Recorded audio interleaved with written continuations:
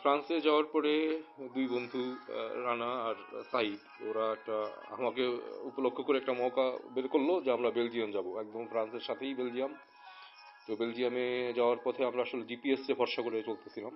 তো গাড়ির মধ্যে থেকেই আশেপাশে যা দেখার দেখছি। তো আমরা ব্রাসেলসেই ওই সাইদের এক কাজিনের বাসায় যাচ্ছিলাম।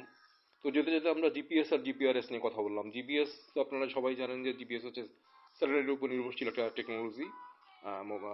আর হচ্ছে জিপিআরএস হচ্ছে হলো আপনার আঞ্চলিক বা বেসড যে টার্মিনালগুলো আছে, মোবাইল টার্মিনালগুলো আছে ওর উপরে বেস করে একটা টেকনোলজি।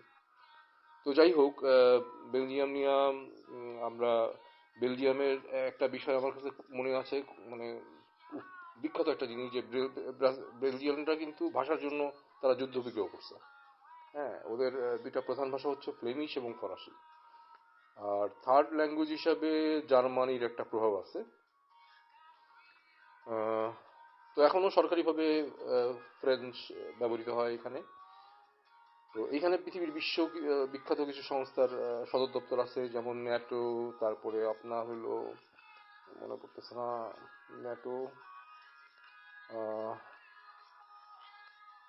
তারপর আর কি ইউরোপীয় কমিশন, এদের অফিস আছে এখানে, সংস্থার ইয়ে আছে। তো খুব পরিষ্কার পরিচ্ছন্ন একটা দেশ। আমি রাস্তাঘাটে ফরাসি দেশের মতো এরকম স্মোকার দেখিনি।